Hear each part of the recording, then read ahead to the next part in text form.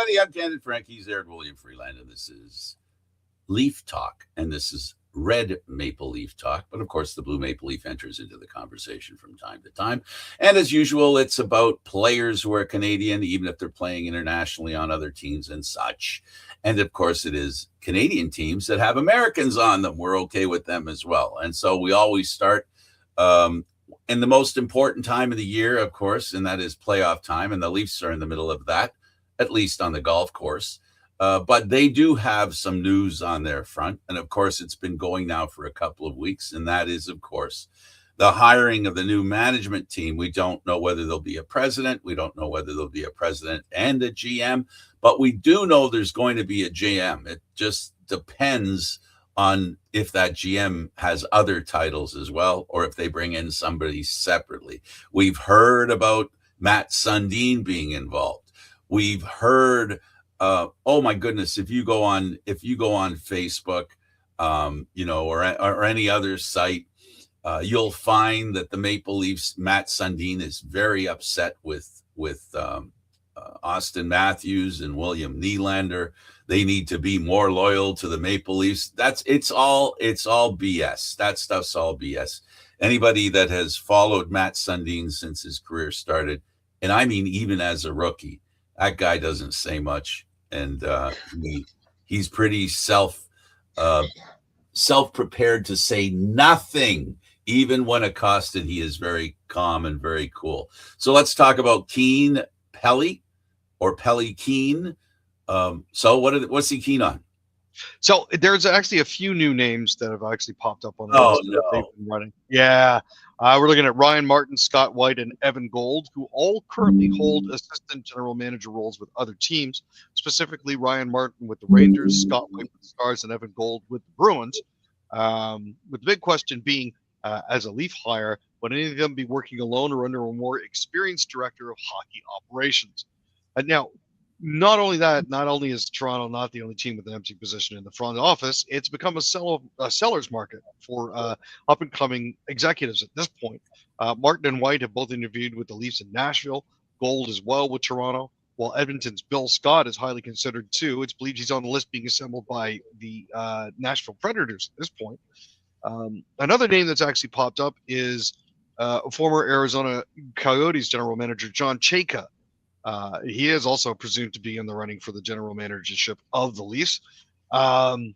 Jim Nill is another one whose name has been bruited around a little bit. Gold would seem to be the most likely candidate. He spent 11 years with Boston, but he's a Toronto native with law and MBA degrees from the University of Toronto. And at this point here, he seems to be the most likely candidate to come here. Tom Fitzgerald is another name that's been bruited about since he's left the New Jersey Devils. So that's one of those things where there's a little news, but none of it seems to be moving in any set direction or any comprehensible direction, at least at this point. Okay, let's do some role playing. All right, you're the prospective GM. I'm the owner, because word is that Edward Rogers is the guy that's talking to these guys to make a final decision. And I look over at you, Aaron, and I say, first of all, you got to trade Riley. You want this job, you got to trade Riley, and I need you to give heavy consideration to trading Matthews and Nylander. Too late to trade Marner. That's already happened. What do you think? I'm not going to say what do you say. I could do both. What would you think? And what would you be willing to say to the prospective owner? Well, look at it this way, Ed. I'm certainly more than willing to try to trade them. However, I can't guarantee that it will get done, mainly because my predecessors offered them contracts with no movement clauses, which basically restrict what we can do with them. Not only that, but I don't know if you've heard about this website. It's called puckpedia.com. Next to those players, they have these little things that look like boat anchors. That means that it's going to be very difficult to move them, specifically because there's a lot of money tied up there. I'll do my best to move them and get a good return for them. Don't get me wrong. But if my actually getting this job hinges on my being able to trade them, you can pound salt. All right, you finally got to where I'll start. I would look at him and say, listen, it's been really swell talking to you, but I have to, even though I'm not working for you, never worked for you, but I'm going to give you an exit interview on the interview.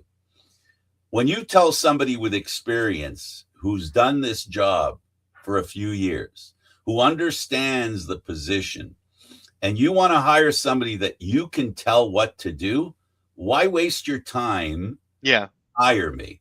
So my suggestion to you is to go back into your office and give some thought to, if you're going to hire somebody, you have an obligation to your fans and to your company to give them the authority to do what you're hiring them to do. Been nice talking to you. See you later. That's the problem the Leafs have to overcome. Interference is something that, Aaron, I think it's gone before you were alive. It's gone on from the Harold Ballard days, where hires were made to agree to something before they were able to get the job. One of the biggest reasons why people of no repute, good or even bad, will work under those circumstances. Because if I have the confidence to do the job, and I think I know what's going on, and I've seen how winners win and how losers lose, there's a line of distinction there where loser fits and winner fits.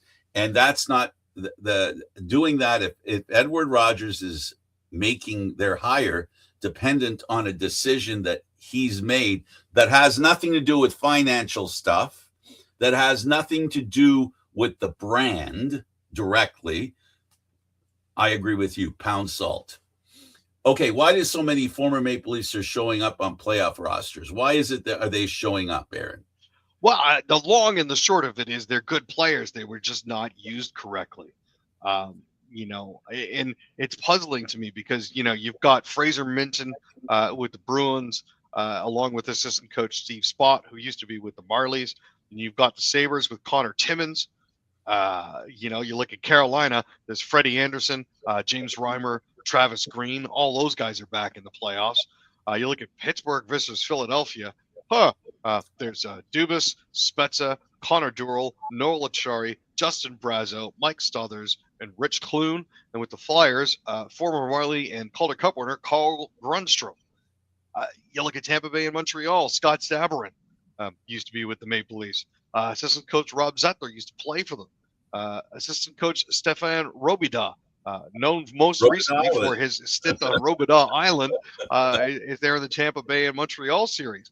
Then you look at the Golden Knights. There's Marner, there's Sean Dursey, Alex Kerfoot, Michael Carcone, John Ferguson Jr. That's split between Vegas and Utah. You look at the Colorado Avalanche versus Los Angeles Kings. You got Nicholas Roy, Nazem Kadri, Scott Lawton, Trevor Moore, Cody Ceci, Joel Edmondson, and DJ Smith, all playing against or with each other. And finally, you look at Edmonton versus Anaheim. There's Zach Hyman, Kasperi Kapanen on the Ducks, and Peter Mrazek. Zach Hyman and Kasperi Kapanen on the Oilers, and Peter Mrazek on the Ducks. It's a little bit nutty, and not to be laughed out. You've also got Minnesota and Dallas with Nick Foligno and Zach Bogosian, and then playing for the Dallas Stars is Colin Blackwell. All of these guys, you take all of those guys and you put them together, you've got a decent team. Well, what you've got is anything down from a second line to a fourth line. Yep. Right. None of them may be first liners, right? But I wouldn't put any of them outside. A lot of them could make second line status. A lot of them. To your point, and to that end, the benefit of being a Maple Leaf, unfortunately, Aaron, in my opinion, it is not the benefit of playing for the Maple Leafs. It's for leaving the Maple Leafs and what you get to leave with. There is not a bigger pressure cooker in the National Hockey League than the Toronto Maple Leafs. And you know what they say about steel and fire. And that's what you get when those players leave Toronto and they go to other places. There's nowhere where they're going to even feel a percentage of the pressure that they feel in Toronto. And especially because it is an organization that has not done anything positive for so long. Now, that doesn't mean they're alone in having a long history of not accomplishing a Stanley Cup. Every team, except the ones that win it every year, are the only ones, they're the ones that feel it the same as Toronto every year. But really, it's about experience, and even a bad experience can teach you and you can learn from it. And I think that's one of the reasons why Leaf players do well elsewhere, which is why I say you could trade Matthews away and he'll be a much better player somewhere else. You can trade Nylander away. He will be a much better player somewhere else. Trading with the Leafs or getting players who played for the Leafs is a great thing for your organization, especially if you have aspirations for playing in the playoffs. Only because the desire to win in the playoffs obviously is sparked on Toronto. It just hasn't been engaged by Toronto. So that's my little rant. Let's go over the PWHL and the Golden Eyes. So the Golden Eyes finally managed to get themselves another win, even though they were no longer in the playoffs. They did decide to show up. Fans did decide to show up to cheer on their team.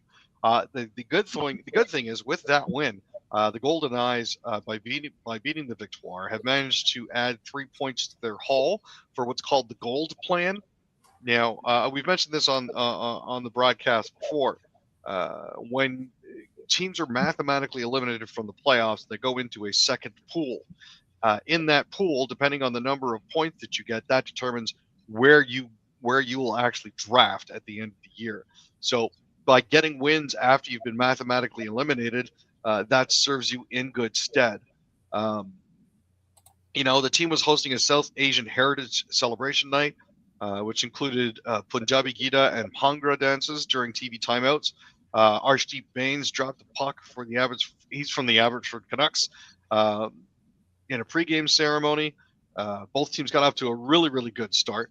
But at the end of the day, Sophie Jacques later earned her 50th career point, 17th overall, and first defender in PWHL league history to reach 50 points. So that was a massive landmark for her. I know that it didn't quite go the way the Golden Eyes were hoping, but they're making sure that they get a few points in the bank when it comes to making sure that they draw and draft well, at least for next season. One day left, but a lot's going to happen in the PWHL. Oh, yeah. Nothing's decided, man. It's currently wide open at this point. There are 3 teams that have been eliminated. There are 3 teams that have made it, but there are 2 points that separate the Ottawa Charge and the Toronto Scepters. The Scepters will need to win in regulation time to make sure that they get the 3 points so that they can leapfrog the Ottawa Charge. If Ottawa gets a tie, even if they lose after overtime or in the shootout, that means that they're in and Toronto's out. Now, the number 1 seed is going to be Montreal versus Boston. That's going to be an interesting situation for sure. And when it comes to the Gold Plan, it's going to be the winner of the Vancouver versus Seattle at this point. The Torrents are currently sitting 1 gold plan point up. There we go, on the Golden Eyes, who have 3. The Seattle was eligible to start earning gold plan points on April 14th when they were eliminated from playoff contention the first team around.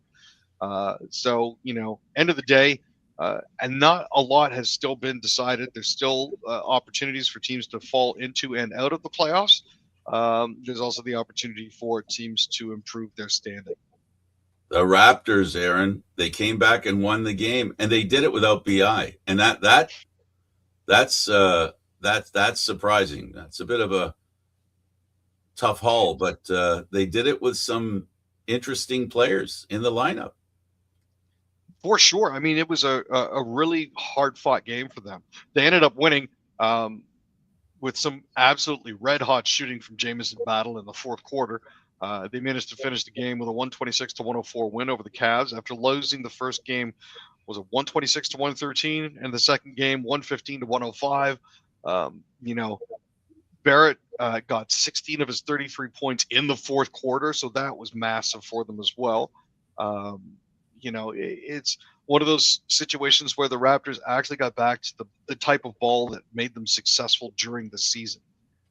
They also found mesh. Yeah.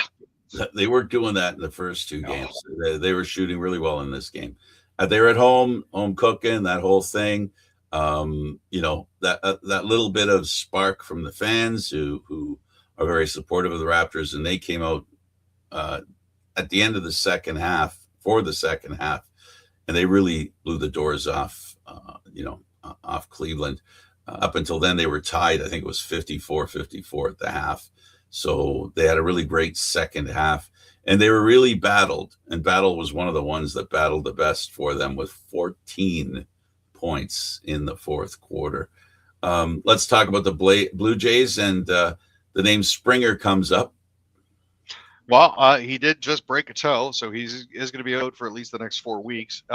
His contract actually terminates at the end of this season. The rumor has it that his home in the Lawrence Park South area is actually on the market currently, and it's listed as $6.445 million. Now, he originally picked it up in 2019 for $6.43 million, so it doesn't look like they're looking for too much over asking. But yeah. Not sure if it's a hint. They may be looking for something larger, or they may be looking for something smaller. Springer's had a batting average of .261 with 121 home runs in 664 games with the Jays. He was the hero during Game 7 of last year's ALCS against the Seattle Mariners, hitting a clutch home run to help the team advance to the World Series. He has had a reduced role lately, mainly because of mobility issues in the outfield. The fact that he's breaking his own toes now with foul balls doesn't sit well for that at all.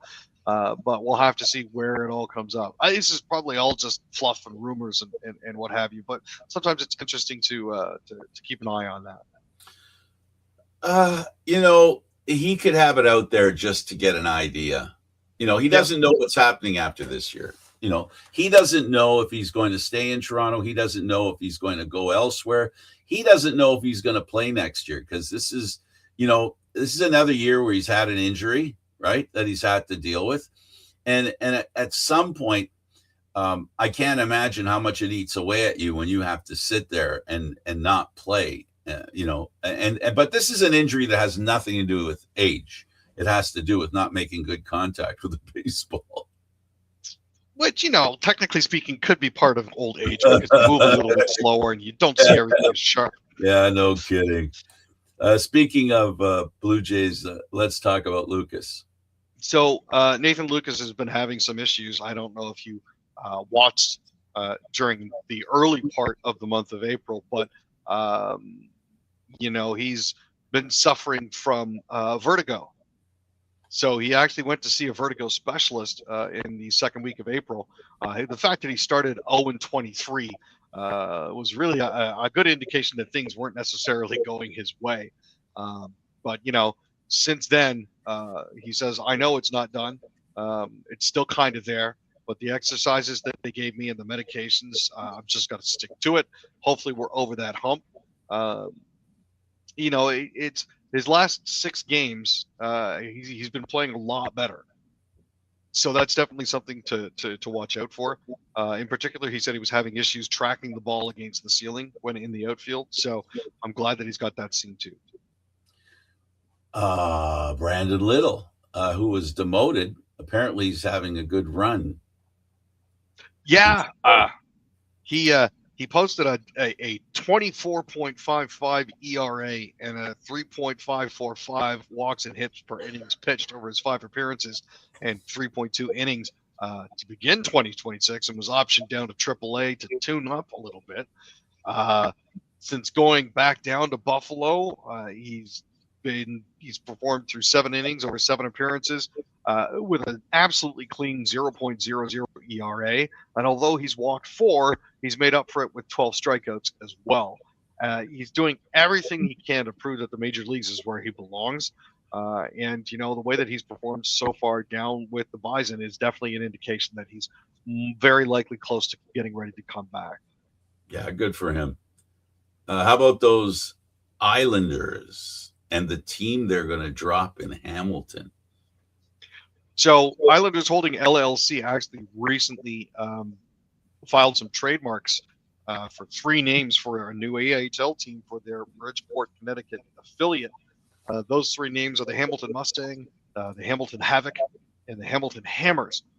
Now, the AHL's Board of Governors unanimously approved in March the relocation of the affiliate for the 26-27 season. So they're going to be dropped right into the brand new $300 million renovated TD Coliseum. And they're going to be competing in the AHL's North Division, which also includes the Laval Rocket, the Belleville Senators, and the Toronto Marlies. Now, there are some questions here as to what they would actually pick. I know that a lot of folks have expressed a preference for the name Hammers. So they'd be the Hammertown Hammers, or the Hamilton Hammers, or the Hammer Hammers. There's also a little bit of nostalgia there for a 1986 movie called Youngblood, which featured the Hamilton Mustangs and such NHL stars at the time as Peter Zezel, as well as Hollywood stars Rob Lowe, Patrick Swayze, and Keanu Reeves playing goal, his natural position. So it'll be interesting to see what they have come up. Most likely it's going to end up being the Hammers, just because, you know, the Hammers or the Hamilton Hammers. It's nice and it rolls off the tongue. I would make a slight modification. I would just call him the Hammer. So the Hamilton Hammer? No, just the Hammer. And you could put after it the Hammer of Hamilton. Oh, that could work. That's what I'm saying. That's what I'm trying to say, is that you know, I think it would well, you know how Utah's name last year drew a lot of positive interest when one would have thought it would have drawn negative interest because they didn't have a nickname, really, right? And I think it would be cool, and I think Hamilton, they could handle some of that cool. But anyway, the Hammer is associated with Hamilton all the time. That's what they're known as in the community, and sharing that knowledge and that information with the world would be a good thing, or at least in North America, being the American Hockey League. Let's talk about the playoffs. They've begun in the AHL round 1.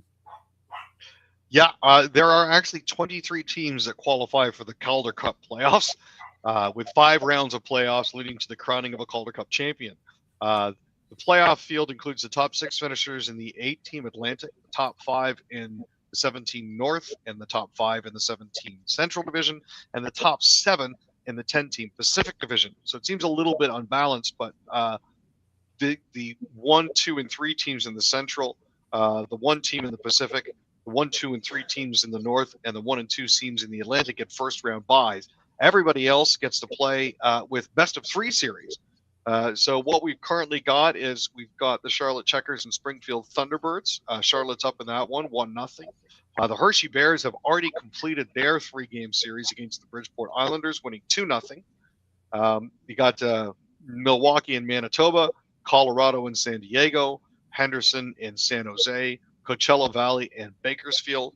And you've got the Ontario Reign, Chicago Wolves, Texas Stars, Grand Rapids Griffins, Syracuse Crunch, Cleveland Monsters, Laval Rocket, Wilkes-Barre Scranton Penguins, and Providence Bruins waiting for everybody after the preliminary round. And that Ontario team is from California. Yes, that's right. Yes. So don't get fooled, folks. That's where they had the toilet paper fire. And yes, Hamilton fans, your team's out of the playoffs already. That's his tradition. Not a good sign. Not a good sign. That's the team that's coming. Let's talk about Solomonson in the AHL. He's returning. Yeah, Solomon is actually coming back. The Moose are actually finding themselves in a must-win game against the Milwaukee Admirals. Game 1 did not unfold the way that Manitoba had hoped it would. The Admirals set the tone early, scoring twice in the opening period. One of those came from Brady Martin, who recorded his first AHL playoff goal against Moose goaltender Thomas Milic. That added to Martin's growing profile, but just a month after he was selected 5th overall by the Nashville Predators. They kept the pressure on during the second period, and then at the end of the day, walked away with the win, which means that now the Manitoba Moose have to win or they're done. Absolutely. Now let's talk about the Leafs. I mean the Marlies, and their goaltender, their Russian goaltender that played for the Leafs there at the end of the season. Yeah. Started him and got a shutout. Yeah, they made a really good choice with him. Akiyama finished the regular season with 21 wins and a .904 save percentage in 37 games. Hildeby had 10 wins and an .898 save percentage in 23 games. So there's the difference there. But yeah, he stopped all 16 shots for his first playoff shutout in a 5-0 win over Rochester. The Marlies are actually playing again in Rochester tonight, starting just over half an hour. Glad to see him get some of that. Lettieri also had a hat trick in game 1 against Rochester, Vinny Lettieri. So that helped out a lot as well. Michael Pozzetta also had a goal. He actually scored the series opener to make it 1-0, which is handy. And it took Rochester almost 9 minutes to actually get their first shot on goal. So healthy sign now for the Marlies. And Rochester is the Buffalo farm team, Yeah. for those that are interested. The Leafs signed Puig, former Major League Baseball player, and that, of course, is the CBL. Yes, so the Canadian Baseball League Toronto Maple Leafs, who play with Christy Pitts, have signed Puig to a contract for the 2026 season. It's apparently the largest in CBL history.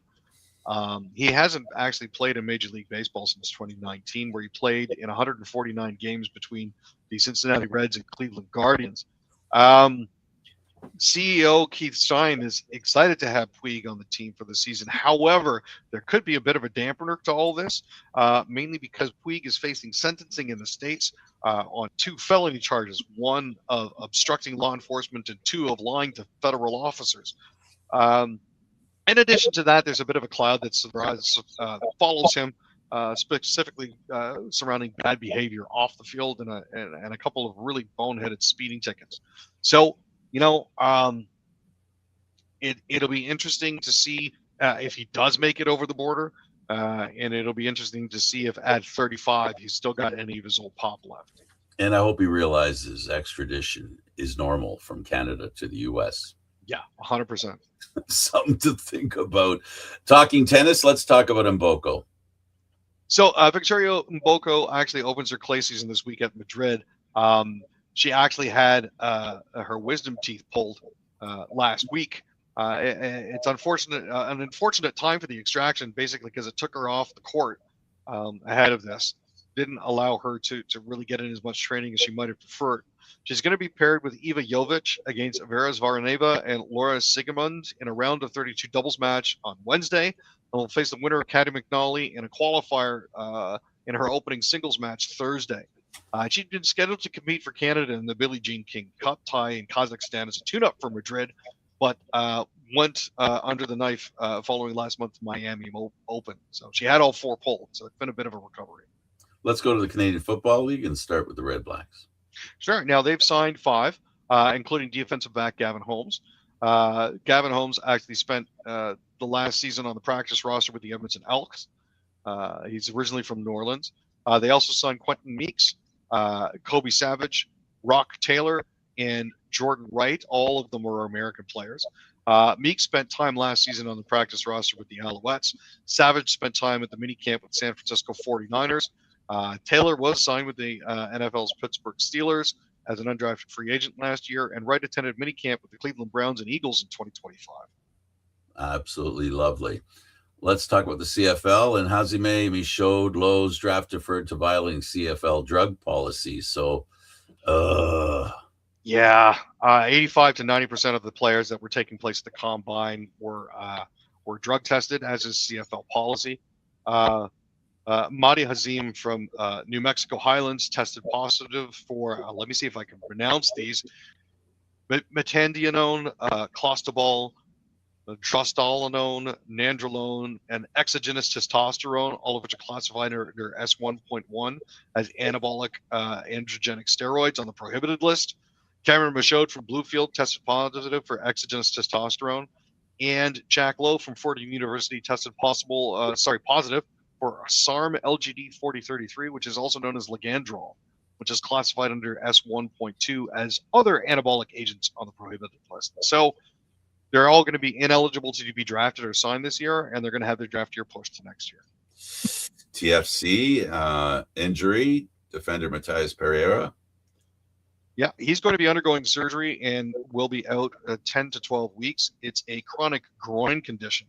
Um, he's only played in 2 matches so far this season, totaling 120 minutes of action and 1 start. In that time, TFC has 3 wins, 2 losses, and 4 draws, and sits 6th in the Eastern Conference with just 13 points. They've done well. They're moving on the way up. They're on the way Yep. up. They're doing really well. And what I really like about them is they can score when they need to, which is something they've been unable to do the past few years. They've orchestrated some comebacks. Of course, it doesn't hurt when the other team scores on their own goal. No, that's also really handy. Did you see that goal? Did you see that did. goal? Oh my God. Oh my God. Oh my God. Let's talk about the NFL, and we promise it has to do with Canada. And by Canada, I mean Ottawa native defender Ottawa defensive end Akeem Messidor was drafted 22nd overall. Yeah, he played collegiately at Miami and became the 6th Canadian-born player taken in the first round, but he's the first Canadian on the defensive side of the ball to achieve the milestone. Now, with that selection, it means that Messidor is at least one Canadian that's been taken in the NFL draft since 2011. He was the 4th edge rusher off the board in the first 22 selections, and 2nd Hurricane, as his teammate Reuben Bain Jr. went 15th overall to Tampa Bay. So that's huge. It is obviously showing that we're developing stuff here. He's 6'3", 265. So he's a big boy that can move. Really big. Yeah, he's a big boy. Audi F1. What's up with them? So, for those who are following the drama with Audi, basically what happened was Jonathan Wheatley decided he was going to leave because of a family issue earlier in the season. Austin Martin was supposedly interested in signing Wheatley because they were desperately trying to turn around their disastrous start to the season here. As it turns out, they were actually looking for Alan McNish, who's going to take responsibility for coordinating all trackside operations for next week's Miami Grand Prix, including race strategy and managing drivers Nico Hülkenberg and Gabriel Bortoletto. This is a good news. McNish has a rather long and successful pedigree when it comes to auto racing. He won the Le Mans 24-hour race 3 times, the Sebring 12-hour race 4 times, and the World Endurance Championship. He's been with Audi's F1 team overseeing its driver development program. So this is a step up within the same team for him. Absolutely.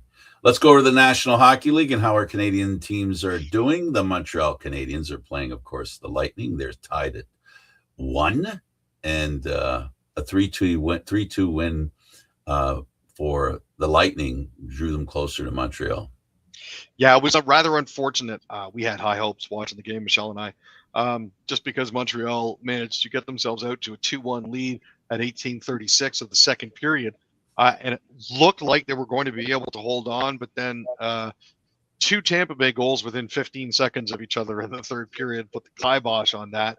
And it was Kucherov and Moser that scored those 2, assisted by Anthony Cirelli. So at the end of the day, not what they were hoping for.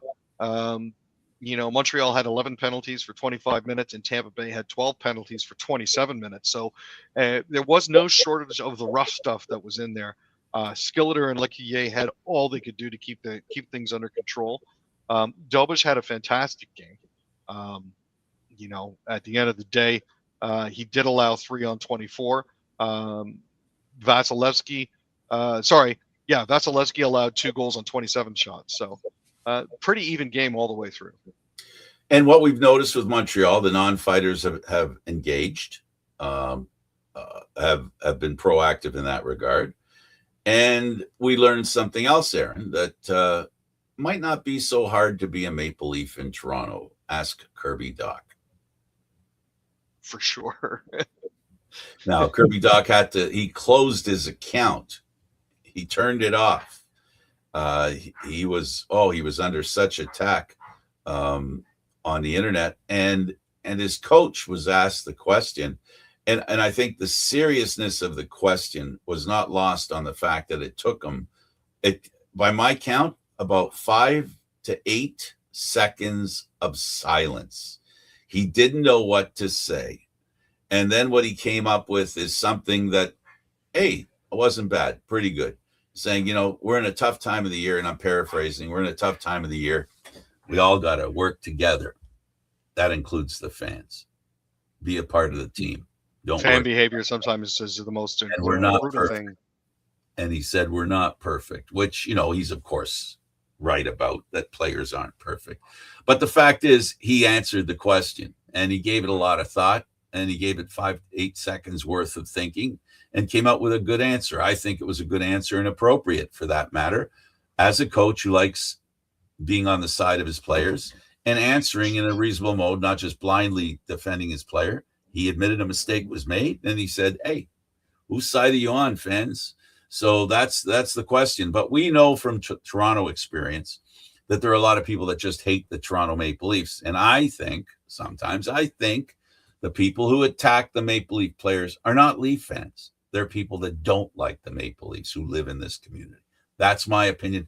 And I'm going to project that thought to Montreal. What are the odds that most of the people who are attacking that particular player because of that move aren't Montreal fans? They're just people trying to stir the pot. Willing to bet their betters as well. And it could be that too. You mean the loss of money, and that would take it personal. Yep. The Canes, they take a 3-0 stranglehold on the Ottawa Senators, and I'd like to talk about the headshot after you're done. For sure. Carolina jumped out to an early lead, 5-13 into the game, when Logan Stankoven scored, assisted by Taylor Hall and A. Robinson. But after that, Montreal tied it up in the second period at 16:06 with Drake Matheson scoring and Nick Cousins assisting. We had hope. I turned to Michelle and I said, hey, there's a chance. We're almost done the second period and they're tied. And within seconds, and this is my fault, Ottawa fans, I'm sorry. I would like Ottawa to send me to China. Carolina scored. It was Blake, assisted by Miller and Hall again. Five penalties for 10 minutes for Carolina, and 4 penalties for 8 minutes for the Ottawa Senators. Some questionable calls in this one, not going to lie. That goal was a questionable call, missed, but go ahead. 100%. But, Anderson allowed 1 goal on 22 shots, and Linus Ullmark allowed 2 on 27. McIsaac and Sharon didn't do a bad job when it came to refereeing, but there were things that I think that they missed that they definitely should have called. That's going to lead into, I think, our next story, if I'm not mistaken. Yes. But I'll lead into that story. That goal that they got, Stankoven did the imitation snowplow and pushed the 2 Ottawa defensemen away from the forward, who got the puck and shot the puck into the net, free of any obstruction whatsoever. That's interference, and we've seen it in that series. And it was funny watching the desk guys.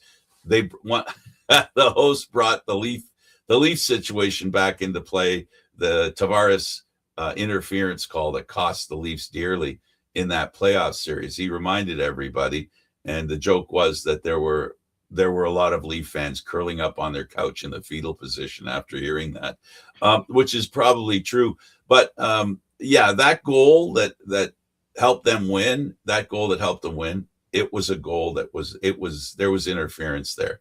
The 2 defensemen were pushed. But the one that he had beside him, that was definitely interference, especially considering the penalty that was called earlier in the season. Sanderson out with a concussion. This is the next subject matter. A 2-minute penalty awarded. Not enough. No. No, he got no review. Yep. And the thing is, there was no review because Sanderson apparently was not injured enough that he didn't drop to the ground. He actually tried to fight Taylor Hall. He stayed in the game for a little bit, but eventually headed down the tunnel. The original supposition was that it was because he had blocked a shot with the open palm of his right hand, but it later turned out to be not the case. He had 2 assists in this series, both coming in game 2, but there was absolutely zero supplemental discipline for the fact that while Hall did hit him with his shoulder, the primary point of contact was the head, and that definitely should have been called. Artem Zub is another walking wounded for the Senators. He left game one with an injury, but will also be unavailable for Saturday's game. So this is an ongoing issue for the Senators. They've already called up as many of the Sens, the Belleville Sens, as they can. I don't know if they can get away with calling up any more. I am not a doctor. I'm not a scientist, and I can only repeat what I've learned from people who are and seen in life, that head injuries don't necessarily become a problem right away. There have been head injuries, where people have dropped dead hours later, where the damage is done, but they're still, they seem fine, but they're not. When it comes to concussions, the side effects of a concussion do not always appear immediately. We're so used to seeing a guy laying on the ice, right, that we think that's the only way concussions are apparent. The only way to know a concussion is dangerous or there's been a concussion is brain testing after the game. And that's probably what happened with Sanderson. And that's probably what's going to keep him out a minimum of a week. That's 3 games, which means for him to play again, the Ottawa Senators, it's got to go 7. And that just means he'll be ready to play in about a week. That he won't come back before a week because of the injury. Here's my thing. That was a headshot. There's no doubt about it. And if intent means anything, the view from behind, Taylor Hall skating towards him, he literally pushes upward through his shoulder into Sanderson's head. Anybody who can't see that, I'll give you got to be a little older. You got to be at least 5-6 years old to remember this.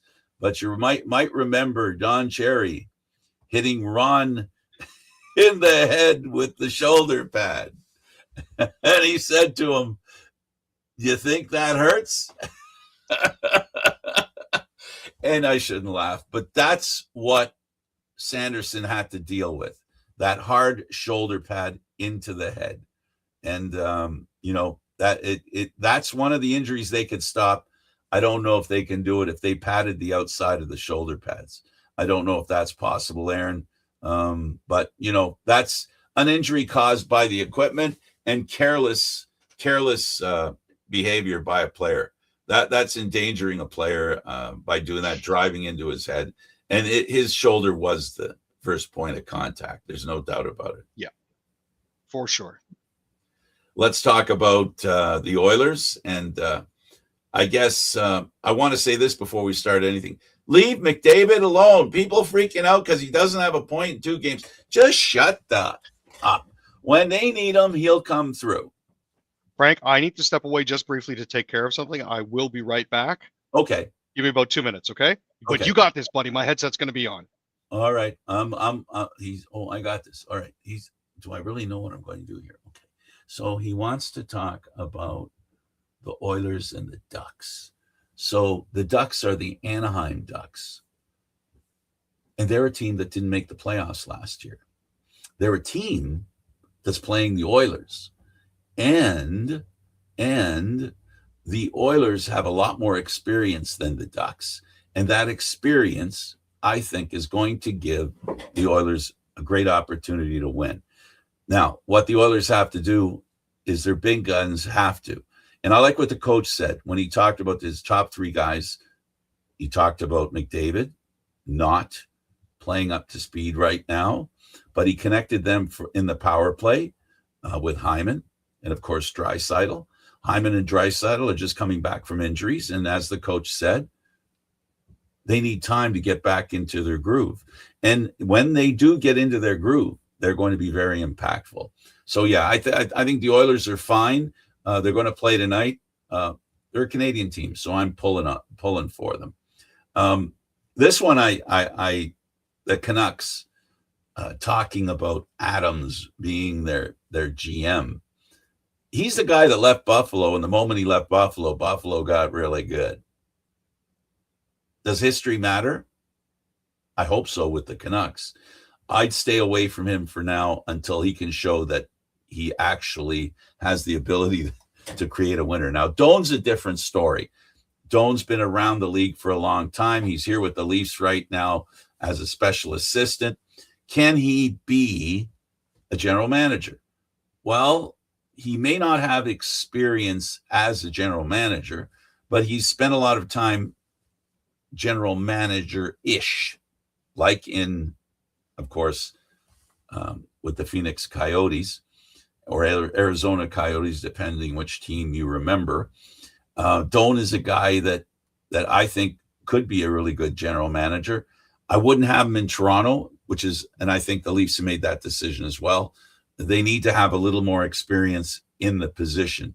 Now, the Canucks, they've had a tough time with management. They've had a tough time with players. And they have a president right now who came out and announced that he was going to lose a player, Hughes, because he didn't want to play in Canada. He wanted to play in the U.S. He wanted to go to U.S. team, which he did. That doesn't set the next GM up real well. Not in my mind, anyway. Aaron's back, and Aaron. So you said you heard what was going on. Yeah, it certainly makes things more difficult. And you know, I agree with you when it comes to Kevin Adams being on the GM list. Shane Doan has been a special assistant to the general manager here in Toronto for a little while as well, though. So he's been getting his feet wet in that regard. He's part of the platoon that Brad Treliving has had up front. You know, if the president of hockey operations, Jim Rutherford, steps down after the NHL draft, that's going to make things interesting as well. I think at this point here, it would be a very risky proposition for them to try. I know that they've had issues retaining talent in the past. I know that, you know, what's in the face? Quinn Hughes wasn't necessarily happy to be there. Neither was JT Miller. I thought they'd managed to solve those issues, but it appears that the problems go deeper than that. But I'm in agreement with you in this one, Frank. Here, I think Kevin and Shane would not necessarily be the best of fits for the Canucks. And again, I'm not saying that Adams can never be a really good general manager, but if I own a team or if I'm running a team, I'm going, show me you can be, because right now all I've seen is that your departure matched the acceleration of a team. So there's something, and Aaron, you said something there that I wasn't thinking, that add that to the list. This is a team with some sort of problem that needs working on. Yeah. Sounds like the Sabre problem.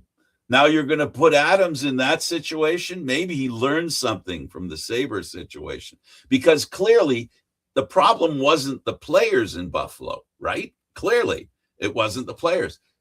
So in Vancouver, is the problem the players, or is it the GM that got fired? But still, I would, if I were Vancouver, I think they owe their fans somebody with a little more ability that you can, sell. Like I just don't think Adams is a good sale to Vancouver fans. They're not. No. They're not. They know what's going on. They know hockey. They know the NHL. They know what's going around, in the NHL. And having Adams come after he left Buffalo, I don't think that would be a non-starter. Doan, I'm glad we both agree that he has some experience. But I think what they need to do is they need to figure somebody out that can help. It's like Toronto's situation, right? Toronto's situation is it's in flux. The organization, it's like all the pieces are in midair. They got to find somebody that can figure out which pieces got to land where. And that's where the Leafs are at. And I think Vancouver's in the same place. They're not finished changing things around there, Aaron. They've got a lot of work to do in Vancouver. Even if what we think is going on isn't going on, they still have to do something to change yours and my mind, because we're not the only ones thinking it. Now, there is a bright lining to all of this, too. Kevin Dean has actually been named an assistant coach for Teams USA, the 2026 IIHF Men's World Championship team. He's an assistant coach with the Vancouver Canucks. He was part of Team USA's coaching staff last year when the Americans picked up their first gold in nearly a century. He's going to be joining Darby Hendrickson, Ty Hennis, and Brendan Nelrito, who will also be assistant coaches under head coach Don Granato. So that's a bit of a good sign for them as well. He can bring his experience and hopefully communicate successfully the experience of winning to the players, so that maybe they'll be able to better understand what they're trying to do here. Absolutely. Last word, Aaron? At the end of the day, it's all for fun. I don't think hockey players should be getting death threats. Let's be honest here. There's something else to consider here. There's been a lot of backlash over the way that things went for the WWE at WrestleMania, and in particular, wrestlers getting accosted at their hotels. This is something that I'd like to spread out there to everybody as a general rule. Unless you're at the sporting venue, at a corporate event where these players are being paid to appear, or at a team-sponsored event where interaction with these players is permitted, and you see them out in the wild, don't bother them. Leave them alone. Okay? Show a little respect for them. Death threats, not polite, not cool. Accosting somebody in a restaurant and being upset at them because they won't take a picture with you because they're out with their family, leave them alone. Okay? Give them their space. Unless you're actually at a team-sponsored or corporate-sponsored event where these players are being paid to appear, back off. And that's my thought of the day. My addendum to that is, why piss off a 300-pound guy? Oh, dude. Most of these guys will be more than happy to drop you. That alone would stop me from doing stuff like that. All right, 100%. Buddy. Good talking to you. We'll see you again on Monday. Yes, sir. We'll see you then. Adios.